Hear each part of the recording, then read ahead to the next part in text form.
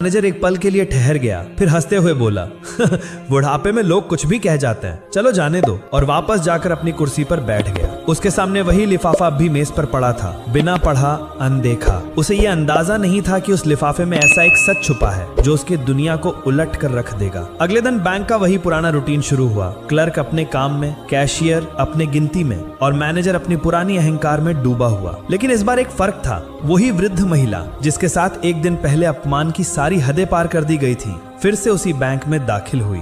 मगर इस बार वो अकेली नहीं थी। उनके साथ था एक तेज तर्रार अफसर जो सूट बूट में चमक रहा था। उसके हाथ में था एक चमचमाता ब्रीफकेस।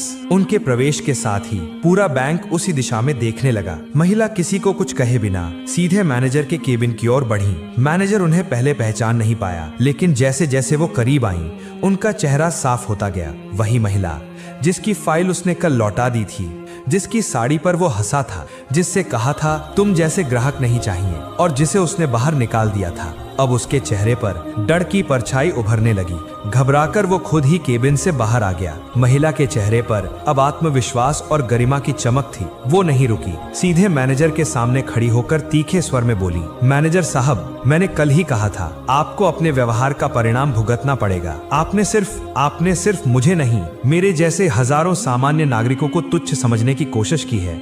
अब समय आ गया है कि आप सजा भुगतें। मैनेजर स्तब्ध होकर बोला, आप कौन है जो मुझे सिखाने आई हैं? ये आपका घर नहीं है, ये बैंक है, और आप यहाँ मेरा क्या कर सकती हैं? महिला उसकी बात बीच में ही रोककर मुस्कुरा उठी, फिर अपने साथ आए अफसर की ओर इशारा करते हुए बोली, ये मेरे कानूनी सलाहकार है, और मैं नुसरत, इस जिले की प्रशासक, डिस्ट्रिक्ट मजिस्ट्रेट यानी डीएम, और इस बैंक की 8% शेयर होल्डर। और ये मेरी माँ है, जिनके साथ आपने और आपके स्टाफ ने बेहद अपमानजनक